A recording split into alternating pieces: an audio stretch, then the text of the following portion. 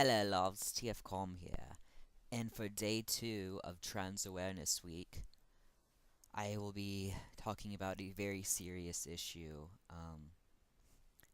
that many trans face in this community and all around the world.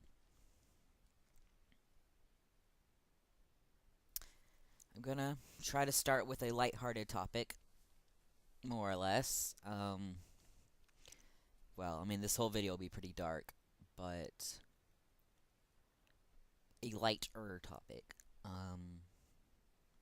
So a lot of issues that trans men face in general is with binding and sweating, and a large portion of us do end up going to the hospital simply because we bind too long. You're only supposed to bind up to 8 hours.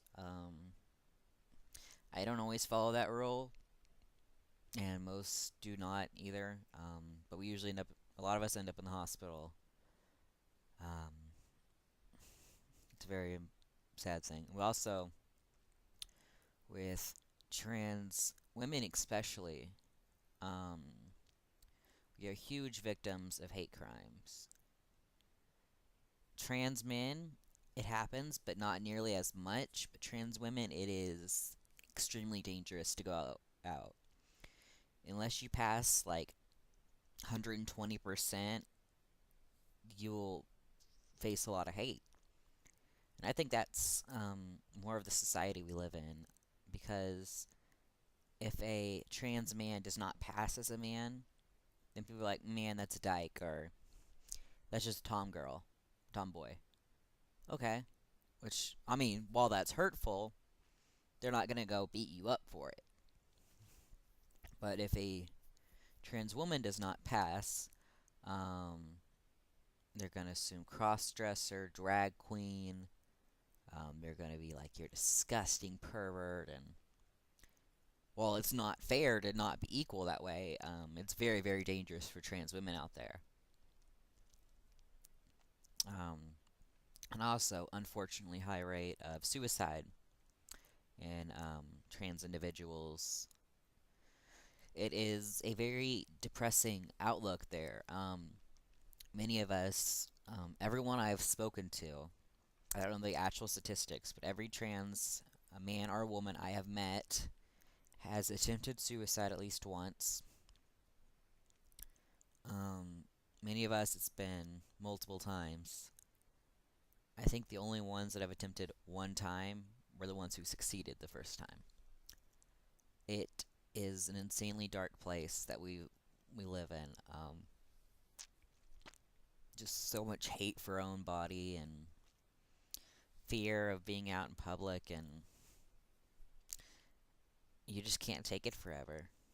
And it's very, very upsetting. And you just even now, I'm thinking of all the money it costs for surgery and name change and everything, and it's just scary, to say the least. It's very scary.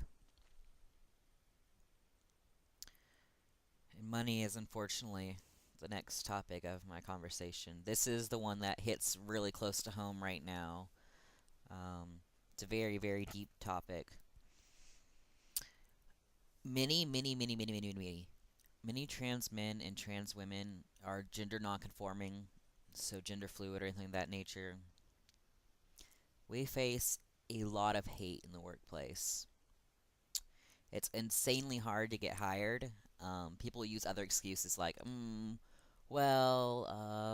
found someone else. We found someone else. Or it'll be like,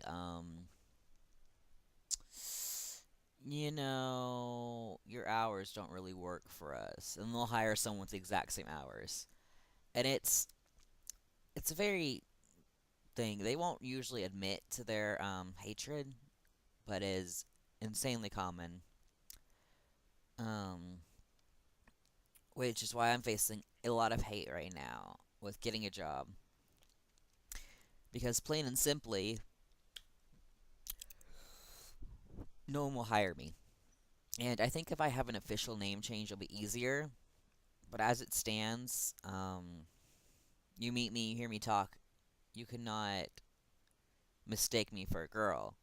but all my paperwork says my birth name. So it instantly outs you as trans.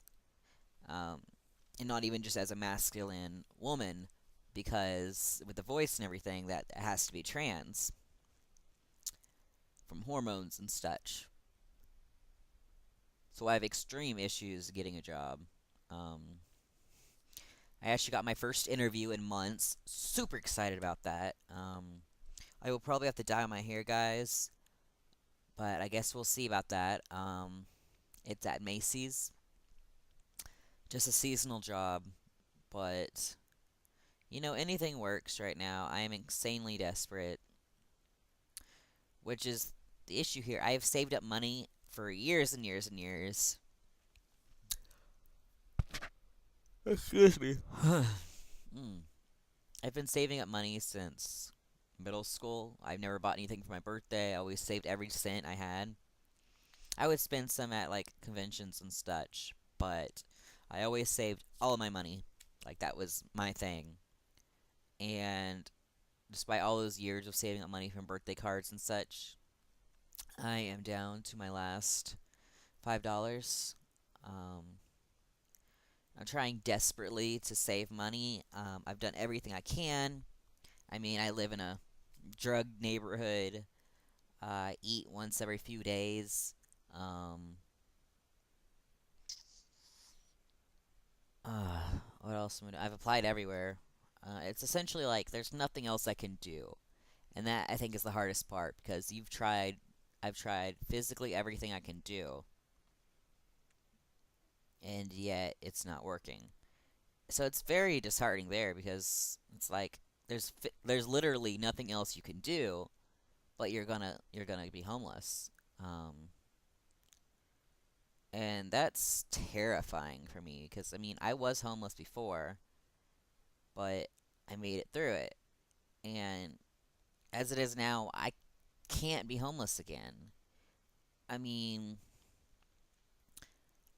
a lot of it's a pride thing, of course, but simple things like my rats, my cats, um, I can't even pack everything up in the time it will take before my next rent's due. And I'm sure I'll still have to pay that rent, of course. Everything I'd have to somehow get my renter's insurance canceled, which you can't, so it means I have to keep paying it until my lease is up. So even if I cancel my lease, I'd still have to pay that. And then there's electric bills. I have to figure out a way to cancel that, and I mean just alone the fee to cancel at your my apartment complex is $600. I don't have $600. That's kind of the point, being that rent was 619. It's a little easier to Sorry. Oh, yeah. It's like if I have money to cancel, then I pretty much have money for rent. Um, that's a huge thing there because it's like, what could I do anyway? And I mean, I'm hoping for a roommate so soon. I have a possible one. Well, my old roommate said he found someone who's interested, but of course, the odds of him actually being interested is so low. But I am insanely desperate. Um, I think I could work it out. I may have to find a roommate who's willing to. Hmm, sorry, got itchy. I may have to find a roommate who's willing to help me, and I owe them back. Um,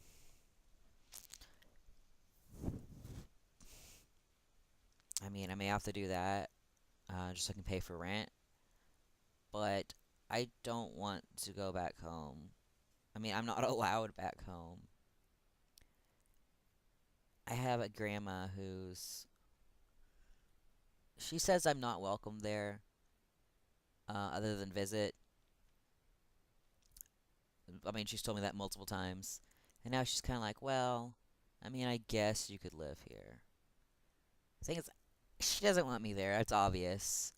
I don't want to be there because she's extremely against trans and homosexuality and LGBT in general.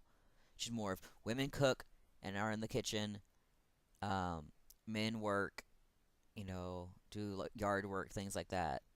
I mean, she doesn't even make her own opinions. It's more of she looks to her boyfriend like, no, what do we think about this? I mean, she's happy that way, so I guess it's fine for her, but that's not an environment I want to grow up in. It's extremely damaging to my character.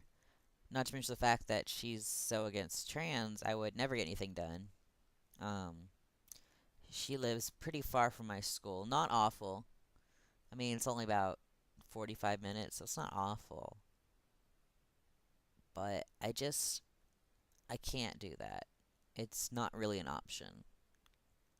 And I mean, I don't know why I'm telling you guys this, because it's not like you're going to show up and be like, I'll be your roommate.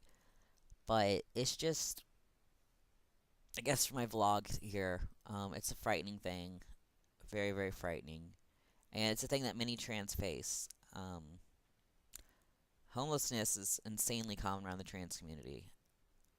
From what I've noticed, based on studies and first-hand witnessing and everything, there are three types of people who are on the street: those who are mentally ill and cannot be better until they have their medication, but they can't get their medication because they're on the street because they don't have money, and it's a big circle there. But then no one will hire them because they don't have their medication. Drug addicts, unfortunately, this includes drug addict kids, like their children. It's an addiction. Might as well be considered a mental disorder in that way because they cannot stop without help. But help costs money, and so the big issue there again. And the third one is LGBT. So many end up on the streets because they can't get hired. They're made homeless because their parents kick them out, and they're just lost, with nothing to do, no hope. I mean, so many of them turn to drugs or suicide or so many prostitution. You would not believe how common it is in the LGBT community to become a prostitute simply because it's the only thing that'll hire you, basically. It's the only shot you have. If you don't, I mean, like, how much is your pride worth? Because if you're too proud to do prostitution, then you're going to starve to death. I mean, there's no other option. Um, and that's just the truth of the matter. So it's insanely common among the community, especially people with no experience. Like if you're 14 or something, you can't you can't legally work in any store or anything. And yes, you're underage, so legally you can't be having sex. But I mean, prostitution isn't legal anyway. Um, so yeah, because where I'm at, you have to be at least 16 to work. Some places, every other place, well, any place that serves alcohol, you have to be at least 21. Any place that, trying to think of the thing. Any place that is considered retail, you have to be 18 or older. And any place considered fast food, you have to be 16. So it's a very strict thing. And so let's say you were a 15-year-old kicked out, and you're going to be 16 next month. Cool. But how are you going to get through that month?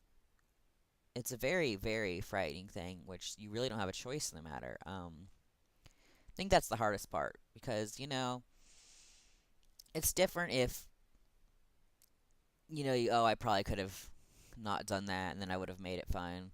That's different from I physically did every single thing possible and I still failed.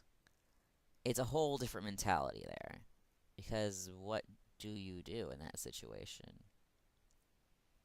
So as I said, this video is glum, dark, gloomy, whatever, because that's my mood right now. I am lost completely, and I'm trying to get by.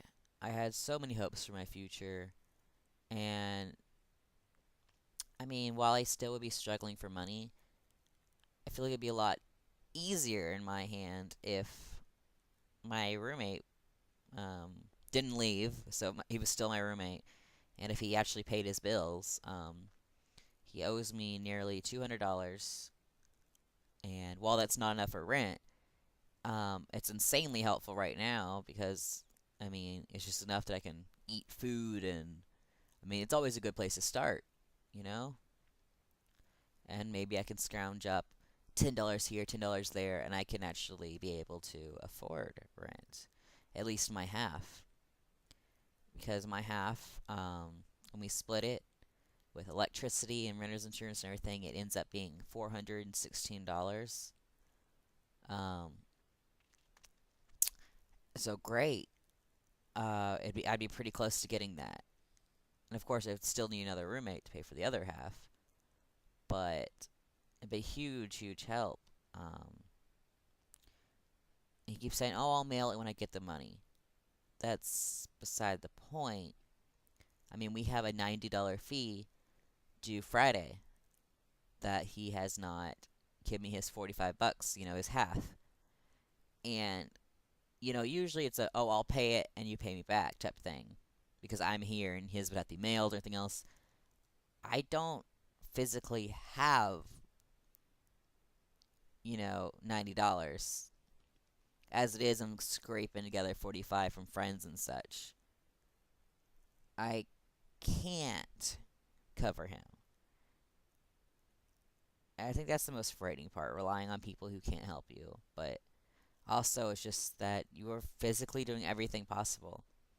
And it's not like I can downgrade where I'm at. This is literally the cheapest place in the surrounding towns. Like, the only way I'd get anything cheaper is if I went to Oklahoma, I believe. Um, and maybe my last year I can do all online classes and I could make it work. But as it stands, I don't have that option right now. Um, I don't. And as upsetting as that sounds, this is the only thing I can do. And there is no cheaper place anywhere near. And I say near, when I say near, I mean within 2 hours, 3 hours. That's how desperate I am. I mean, I could live 3 hours away. I mean, gas would be awful, but if rent's cheaper, then I could make it probably. But I don't have that option right now. There is nothing I can do. And so I'm holding out for a hero, holding out for a hope. Maybe I'll make it. I'm going to keep you guys updated, of course. I'm trying to keep these vlogs from getting too depressing, but as you can see, it's not working. I've hit an all-time low, and I don't know. I mean,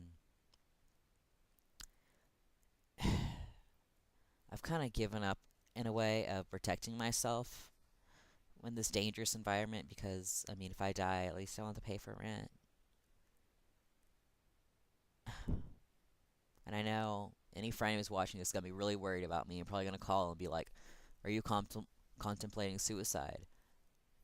I'm not, but if it happens, it happens. And I know it's not a good way to live, but I'm at the end of my rope, guys. I'm really, really desperate right now. And if Wi-Fi wasn't free where I'm at, then I wouldn't be making these videos anymore, unfortunately. Um, so I'm doing the best I can, guys, but I've hit rock bottom. Um, well, you don't want to hear me mope for days, so TFCom signing off. Good luck.